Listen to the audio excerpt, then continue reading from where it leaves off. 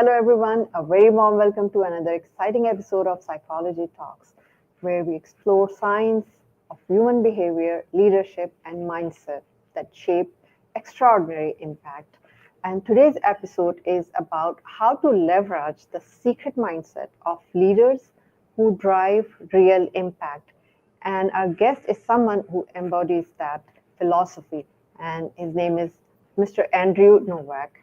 He is an executive and team coach, business training consultant, and the founder of Excited by a Success. He's also a proud member of Marshall Goldsmith 100 Coaches Community, a global network of world-class leadership thinkers. With over 2 decades of experience helping leaders navigate complexity, inspire excellence, and drive sustainable transformation, Andrew brings a deeply human-centered yet strategic lens to leadership, what he calls holistic, sustainable systemic leaderships. So let's welcome Andrew. Hello, Hello. Andrew. Thank you so much for joining. Hi. Hello, everybody. Yeah. Thank you, Ambreen. I'm very honored to be here, and I've seen some of your previous guests, so no pressure. Thank you so much. It's really an honor to have you on my show. I've seen your work. It's really amazing. I've seen your content. It's very genuine and very insightful. I really enjoy your posts. So thank you so much for sharing your wisdom. I've given a very brief introduction, but tell us a bit about yourself.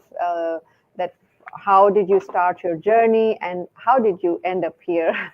How did I end up in this meeting today? Okay. Oh, I mean, how did you end up in your Yes. business? And of course, when you started the business, that's how we connected. So, yeah. So I started a long time ago. In fact, it's more like 40 than 20 years. I started as a teacher, teaching very high potentials. And I went from teaching to training, and from training to consultancy work. And now I'm more in the coaching, more coaching than anything else. And I sort of started because I saw how much damage poor leadership did. Poor leadership, poor management. Everybody called it management at the time, but now I think we've got a distinction between leadership and management. So, I sort of wanted to say, okay, right, we see how much damage poor leadership does. Lives are destroyed by poor leadership. So I thought, okay, well, maybe I've got a few ideas that I can bring to the table. And I've worked in I've worked in aerospace and construction. I do a lot of work in financial services, working with all departments, from financial department, marketing, CEOs, research and development. So lots of different departments and government institutions. So it's been a journey so far. Yeah. You have learned that how these management affects if it's done poorly. So I think that's one motivator that you think that brought you to coach people, right? The leadership, the right way of leadership. Right. So yeah. So what do you think? What is the right way of leadership? That I don't know, but one thing is for sure. So something I've learned from Marshall, is that something I've learned from Marshall and the people who inspired him. So the people who inspired Marshall's inspired me, and so I've learned from some very powerful minds. And one thing, a great question for a leader to ask himself every day is, how can I be a better leader? And am I being the leader I would follow? So that's something we can, it is how to not damage people, I think, is a good how to not damage people. Yeah. Because we, especially at the moment, I mean, with the arrival of AI in companies, and one thing that was big for me was the pandemic. Yeah. And during the pandemic, for weeks, we had 5 daily meetings with Marshall, and he brought in people from all over the world. And the pandemic, I think, was okay. We've done lots of things wrong. Now I think we can start doing things right now, because Yeah. the pandemic was a great eye opener, I think, for boards, not just CEOs and executive committees, but for boards too. So that was really, really interesting. Yes, I think COVID taught us a lot of lessons, which I think as a humanity, we were ignoring the importance of connections, importance Yep. of people around us. But Mm-hmm. also, what I see is that it created a space for online or virtual meetings as well, which was Right. very much unknown prior to COVID. So, as you mentioned that. COVID brought us together, or maybe COVID was an eye opener. So, what do you think? What it did for leadership and how it evolved after COVID? So I think it made a lot of people humble, Yes. right? People had to be, they had no choice other than to embrace humility. I'm not sure it's all that humility is Yeah. still there, but at the time it was, and I remember people, HR people saying, we were, over my dead body. People will not work from home over my dead body. I've got this guy in my head, Yeah. over my dead body, and then boom, and then yeah, and then they embraced it they had Yes. to embrace it very, very quickly. So people are capable of massive change quickly when they see there's a good reason for it. And I talk a lot about telos. Telos is a deep purpose. Okay, so Yeah. it was a sort of origin in a way of okay, we have no choice. We have to do things differently, and Hmm. and there was this feeling of, well, now we have to look after each other a little bit. It's Yes. That's and true. that was very, very important at the time. Yeah. Yeah. That's Uh, that's very true. Yeah. Sorry. Go ahead. no, I'm just so um, we realised that care is not soft. Care Yes. is a performance accelerant, Yes. That's. because we had to care for each other. Yeah. So, Yes, I think that's very true, and that is the period that made us realize that it is very important. So you also talk about this holistic, sustainable leadership, right? What is right. it? Tell us about it more.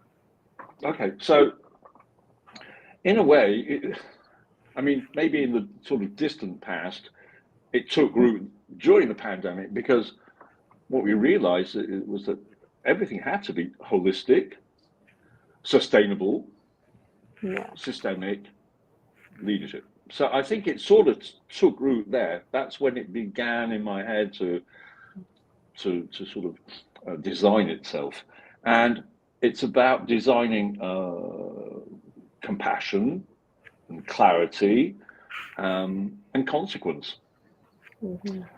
um, because we have to, people, especially leaders, have to be self-aware, and that can drive systemic change, Yeah. because you can't design a coherent system if you're not internally coherent. And I think Yeah. you're the expert on on the neuroscience of things. So I think that I think it's true. It's like self-awareness is the gateway, um, and system awareness is the leap into Yeah. that. Yes, I absolutely love that. The system awareness, first is, as you said, the self-awareness is very Mm. important. And that is one thing that brings alignment between our mind and body and heart. Everything aligns when we are self-aware. And then what you said is, which I really love, that the system awareness, because most of Right, the time, if we are not aware of the system, that what's happening around, if and what I've seen is that sometimes the system is the main thing that killing the productivity, right? It's right. not something that's humans or something. Everyone is capable of doing. If you have intelligent people, but if the bad system is going to kill productivity. So that is something that I really love, Mm. that if when we are aware of the system, we can Yeah, take the lead. That's very right. good. Yeah. Yeah. And it's absolutely fundamental, Yeah, yeah, absolutely. because Yeah. otherwise, um, because I think what happens is, if people don't have a deep purpose, then they don't care. They don't care. True. It's everything is transactional in that case, and people don't Hmm. want to be part of a transaction. Really, Yeah, they want to have some form of purpose in their lives, and I think that's absolutely. absolutely essential. Yeah, that's true. So, like you talk about that, when we are self-aware, Hmm. when we know the system, that makes Hmm. us more, I would say, more aware of this. But Hmm. if we talk about, like, from a psychological standpoint, what do you think? Hmm. What is the main differentiator of a good leader who inspired the team, which can make some impact? Hmm. Okay, sorry, I've got somebody. Um, so that leader has to know, his shadow, Hmm. because without that full understanding, they're not really I mean, they're a boss or something, but they're not leaders. And I think people who understand themselves, maybe, I don't know, it's a good idea, but maybe people should be, assessed Yeah. before they're allowed to become leaders. Maybe this, Yeah. it's that type of thing. Uh, you know, something I often say to people is, if your kid worked with you in your team, would they be proud of you? Would they be, oh, Mm. my mum and my dad, oh, they're great. Be, Yeah.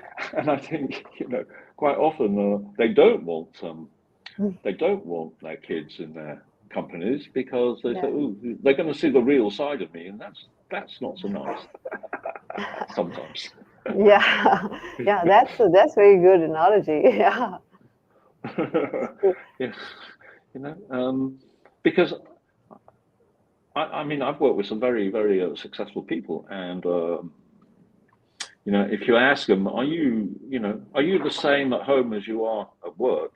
Um, oh, Mm. no, no, no, no. I'm very different at home. I find that hard to believe sometimes. Mhm. So, do you think it's a good thing that they are different at home and different at work? I think it depends how they're different. Hmm.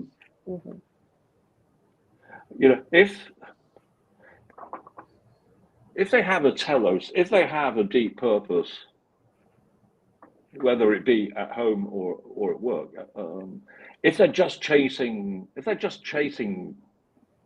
bottom line, Hmm. uh, okay, they probably do that at home too.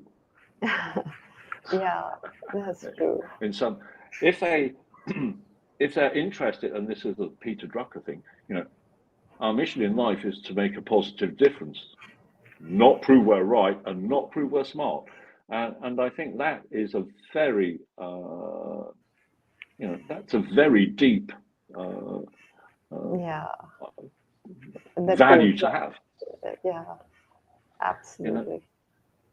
uh, and Yeah. as a long time ago when I was a teacher, I used to teach these very competitive kids in a very competitive system. So I give them homework, and what they did was the first thing they did was run to the library, the school library, rip out the pages of the books, so that other kids couldn't have access to the subject of the homework. I mean, that's Yeah. and now these people are running big companies and big government departments. So it's Yes, I know.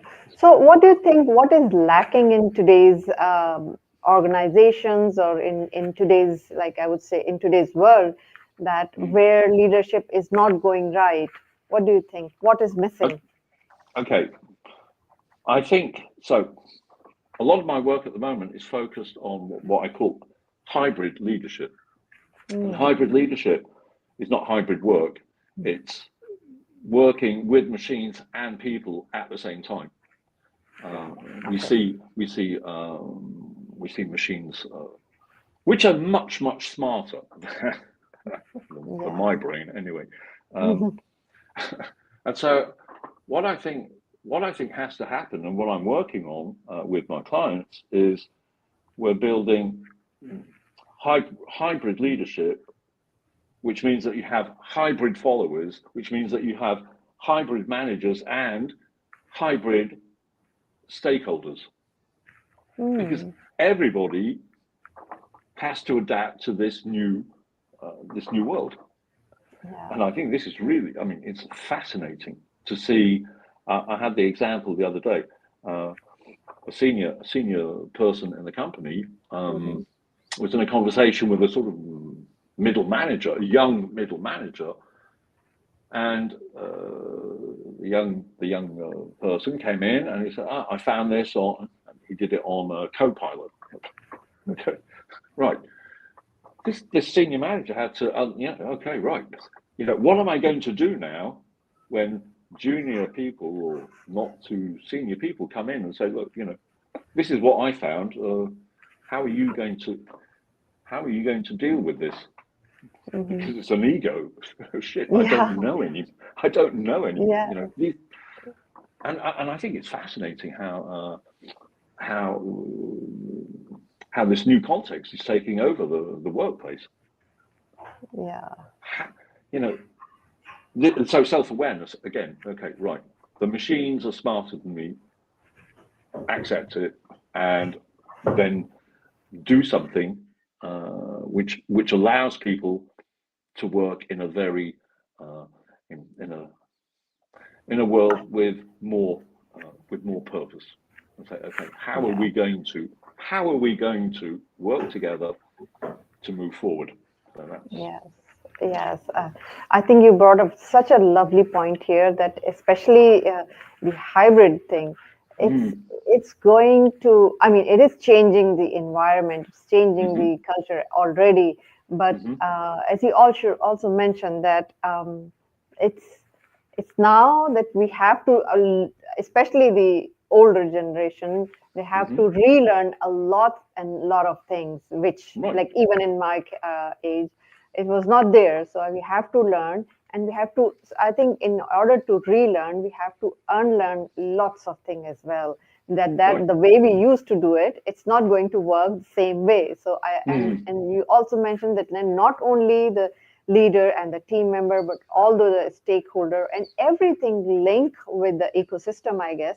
They need right. to, we need to take everyone together. So now I think the role of leader is not only to manage the team, what is in with the Mm-hmm, immediate team, but I think it's, mm-hmm. they have to manage the entire ecosystem. So I Mm. think that's something that's really like every leader needs to look up now. Well, yeah, because I mean, you know, otherwise they're going to be, you know, they're not Yes, going to, they're out. absolutely, yes. If they don't, they're out. So I think the weight of all of this is, you know, you adapt or ciao, we don't need you anymore. We don't need you Yeah, anymore, yes. which is pretty frightening. But it doesn't have to be that way if people can accept that AI can produce, I don't know, spreadsheets quickly, Yes. and so I think it's I think leaders have to stop being the hero. Stop being Yeah. the hero. Be the architect. Yes. Be the Absolutely. architect of the system. Yeah. Yeah. Yeah. That's true. I love the comments here, like especially this Ah. Courtney saying the excellent point. A leader should know their shadow. So I love this perspective. Ah. Fatma is also saying the leader has to be aware of their shadow and the system they navigate with the team. Love the analogy using the kids as reality check. So yeah, like thank you so much, Courtney and Fatma, for sharing your Thank point you. of view. Yeah, Yeah. thank you. So moving forward to the discussion, you mentioned that Mm. especially now the times are changing and everyone has to adopt the change. Hmm. So if we see that, like, what do you think? What are the psychological traits they will be needing to be a successful leader in the next decade? Okay. How much time have we got? So, Yeah. yeah, I think okay. So what's so there has to be some sort of safety. I mean, neurologically, I think there has to be some sort of safety, Yeah. because otherwise, I think the weight of the transactional will be too important. And I think people have to have purpose. They have to Yeah. sort of say, okay, if I have a purpose, I'm removing friction. So purpose plus passion Mm. is a pretty interesting combination, because the passion will add the energy, Mm. and the purpose uh, removes the friction. Because if we're all on the same page, we know where we're going. Yeah. A bit like Oleg said the other day, and I'm a visionary leadership coach too. I went through Mhm. Oleg's system, so I Oh, know it very wow. well. So, Yeah. and it's so good, I did it twice. That's how Wow. good it is. That's Okay, wow. so this notion of vision is very important too. Uh, I think, yeah, and I think it's something which is very exciting. I think if Yeah. people worried about it, it's going to be complicated. But if you say, "Well, it's exciting," I, Yeah. I'm 65. Not, I hate to say, yeah, I'm an old, but the fact is, I think it's fascinating, because I already see how the work I do with digital teams, and they're, Mhm. they're really quite young, uh, Mhm. they are, they are really, really excited by the, but they have to learn too. I keep telling them, make sure that you keep learning. It's not because you're Yeah. young and bright that it's Yeah. always going to be that way. Yeah. Make sure that you know, and I advise them to become thought leaders, Mm. because otherwise they're just going to be in the maths, and Yeah. maybe that's not so good. Yeah. Yeah, and I think, Yeah. yeah, Yeah. it's exciting. That's yeah, yeah. I think that's I love this. Like you said, this passion and perseverance, right? That it's Mm. very important that we need to have that passion, Hmm. but of course we need to have the persistency to keep going for a passion, because Yep. pursuing a passion is not easy at all, because if you have one and you know it, and if it's not something that is related to the mainstream, then definitely you're going to face lots and lots of problem and obstacle, because that's not necessarily that the one thing that I see, Hmm. and a lot of people Hmm. come to me and say that Hmm. they may have the passion for something. uh, Sorry, you said passion and purpose, right? Both Hmm. need to be there. So yeah, so they have the passion for some field, something which is not mainstream, which may not offer monetary benefits.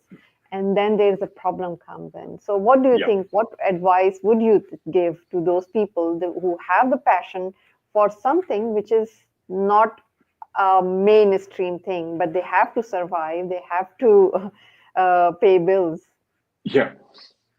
Well, don't work for the American government. That's what I'd say for a start. Sorry, that was too easy. So, yeah, that's a good one. I think, okay, so if all these tools exist and all these agents exist, start your own business. I mean, if you don't want to work for someone, I mean, you say, okay, I've got to. But apparently, we've got all these bots and all these agents, and I don't know what. Okay, well, use them for your passion. If that's what you want to do, because maybe, you know, AI is, and I see, and I follow this quite closely. I see all these humanoid robots coming along, right? Well, I think, you know, okay, use the tools that are out. If you've got a passion for, I don't know, whatever it is, and a lot of it seems to be crypto. So I see a lot of people, oh, crypto. I'm not sure about that, but so use the tools that are out there, and you know, people can. And there are more and more bot agents out there, and people are promoting it. So maybe they should do that. If they don't want to work for somebody else, work for themselves, create their own businesses. Yes. I think I love that advice. This is so important, and a lot of people don't understand this seriously. They think that it's the dilemma, that they think that whatever the path the world has given them, they have to follow, and that is the only way to succeed, which is actually not true.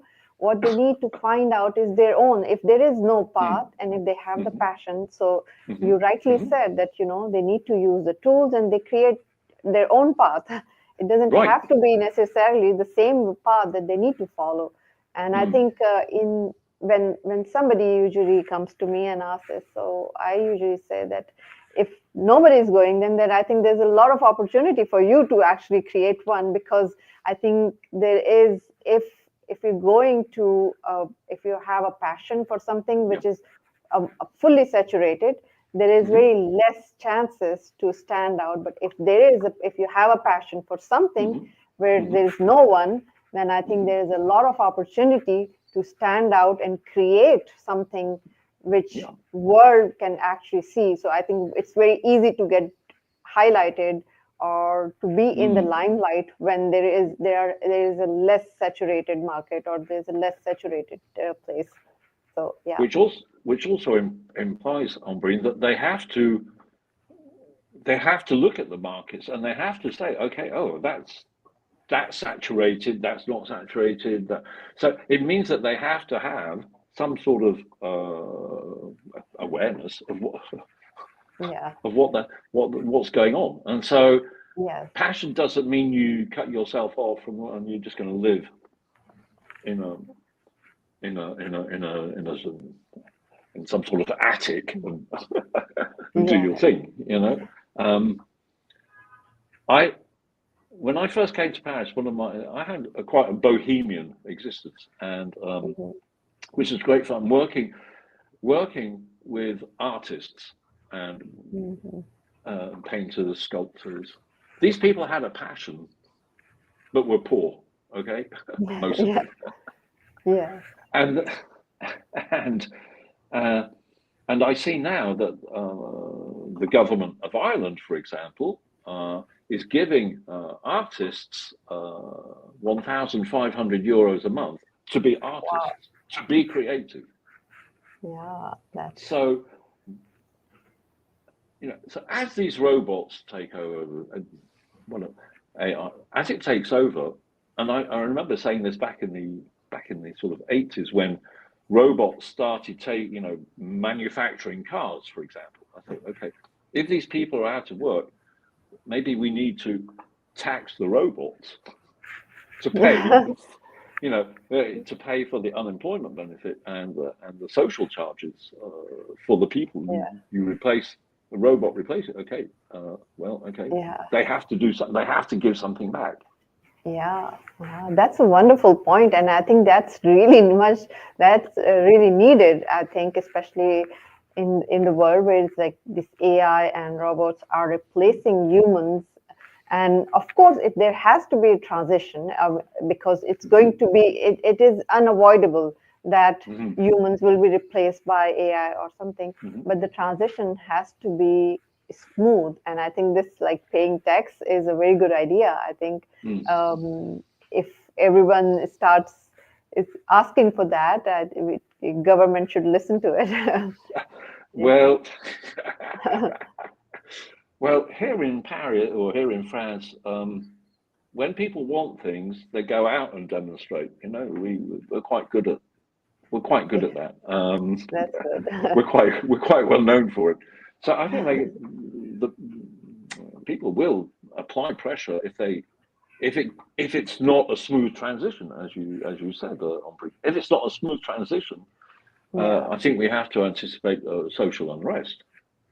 Absolutely. And I think where Ireland's been smart is they said, okay, we're going to anticipate and help people with I don't know, minimum wage or something, but it's 1,500 euros to help them with their passion, which is, I think, the sign of a pretty civilized society. Absolutely, yeah. This is amazing. I think to nurture the creativity, and this is much important. I think that's a very good idea.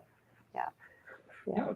Because I think that was the dream. That's what they sold us. They said there will be machines, and you will have a life of creativity and leisure. So people have to keep that side of the bargain too, I think. Yes, definitely. It's really good.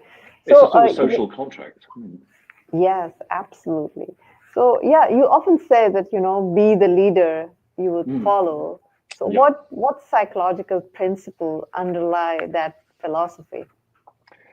Yes, thank you. Now, be the leader you would follow is just be a decent human being for a start. Be a decent human being. And I think, because a lot of my work is okay, right. What are you going to leave behind? What are you going to leave? What's your legacy? Yeah. What is your legacy? Because, and I think that's, and Marshall wrote a book. It's called The Earned Life, which is a fantastic book. Be the leader you would follow means, well, be a decent human being. Which sounds so simple, but it's not so simple.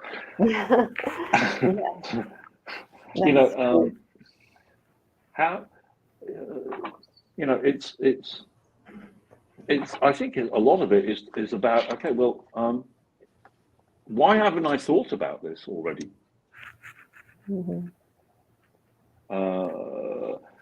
So I think it comes back to self-awareness. If I haven't thought about be the leader you would follow, I mean, it means you haven't thought about it. Yeah. And maybe that means because maybe you haven't suffered enough, Maybe you haven't had enough problems to sort of say, hey. That's true. I think a lot of, there's a lot of entitlement. And I think entitlement is going to get, the gap is going to get bigger and bigger. So people are going to have to decide, okay, do I want to be that person or not? And that's based on introspection, a lot of introspection. Yeah. you know, and empathy and compassion. Are these my values? So, what are my values? Yeah. And I think, that's a really, and I think it's much easier when you do have a purpose. Yes, completely agree. I mean, I know everything comes back at the end, that what purpose you Mhm. have in your life, and that Right, defines everything. That defines right. your Hmm. path, that defines your Hmm. passion, that Yeah. defines everything in the life that one uh, Hmm. where one needs to follow. And the other thing that I really like that we talk about is that the values, because I Yeah. think is having strong values Hmm. is very, very important, and Hmm. that grounds a person Mm. to the reality, Exactly.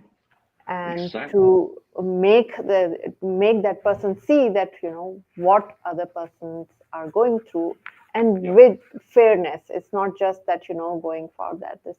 And when values are always put in front or Hmm. ahead of Hmm. everything, then I think then you can create a real impact. Because if I see that if values are not Hmm. there, then it's evil geniusness. Right. It's Exactly. yeah, Exactly. I mean, yeah, and it's the far west again. I mean, yeah. um, and I think, um, I think we're very lucky in Europe. I think we're very lucky in Europe because um, uh, it's obviously it's far from perfect, uh, but I think we have we have more social protection.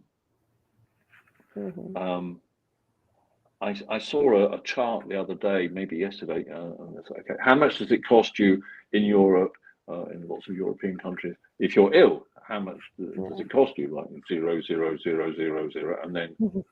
and then in some parts of the world, it's extremely expensive. Yeah. And that's a value thing. That is we. I mean, uh, our our system, our sort of social system, our welfare state came about after the end of the Second World War, when people said, "Okay, Mm. yeah, well, maybe we actually need to look after each other because Yeah. we've destroyed. I mean, we spent so much money destroying. If we spent so much money destroying things, maybe we can spend money as well, helping Yeah. people Yes. and Yeah. rebuild their lives." Yeah, So, absolutely. Yeah, that's very true. So I know that we can actually talk long and long about this, but unfortunately, the time of the show is limited. So I of know, course. before we actually end the show, Hmm. what Hmm. one advice would you like to give to our audience who wants to start transforming their mindset for tomorrow? So, what is the first step they need to take? Okay. Know yourself, Hmm. and uh, easy to say. I think for me, so I'm excited by success. As you said, I'm Yeah. excited by success. Is fantastic. Not just material success, um, but I think true success is designed to outlast you. Build success that can outlast you for your family, for your friends, for your colleagues, for yourself. Mm. Yeah. That you know, because I think great leadership isn't louder; it's clearer. Hmm. Absolutely. Yeah. Maybe we need more clarity for people to be able to understand themselves better. Yes, I love that. It's basically everything begins from knowing yourself. I think that's the first Hmm. step. And when we know ourselves, Hmm. only then we can start Yeah. taking action accordingly. Because if we don't know who we are, what do we want in life, Hmm. what are our strength or weakness, it's I Hmm. think then the entire life we are living is just like randomly. So this is very important that we need to know who we are. Yes. Like that, we know what to build if we want to build something. Absolutely. I mean, you and I have kids. Yeah. We want, we want to be. I hope we want to be remembered as being reasonably good parents. And hopefully, yes. Hopefully, you never know. Yeah, I never know. Anyway, so thank you so much for sharing your thank you. wisdom. It was such a wonderful conversation. Thank It's a you very much. philosophical and very practical as well. So I really Yeah. enjoyed it. Thank If you. anyone wants to reach out to you, what is the best way to reach out to you? LinkedIn, I think, is the best way. Okay. Yeah, so there's a ticker down there, and there's also in the comment section, your LinkedIn link is there. So anybody who wants to reach out to Andrew, please reach out to him via LinkedIn. He's very active, and that's how we connect. So That's right. yeah, so I think LinkedIn is an amazing platform, no doubt. It is. And just one thing, I do every Saturday. I do a leadership post every Saturday. Okay. Because I think we also need a little bit of humor and a little bit of otherwise it's too serious, I think. Yeah, I enjoy your post definitely. Thank you very much. There's a very good comment by Courtney also. Thank you. I've greatly enjoyed this session, and you presented incredible points throughout the episode. Purpose and passion, and being brought up the fantastic points, values, importance them. I'm grateful. I'm really grateful for you, Courtney. So thank you so much. Thank you so much for joining. Yeah, thank you so much for joining, like Fatma and all the other audience who are listening us or watching us live, or even watching the recording. So thank you so much for your time. Thank you. All the best for Paris. All the best. Thank you. Bye-bye.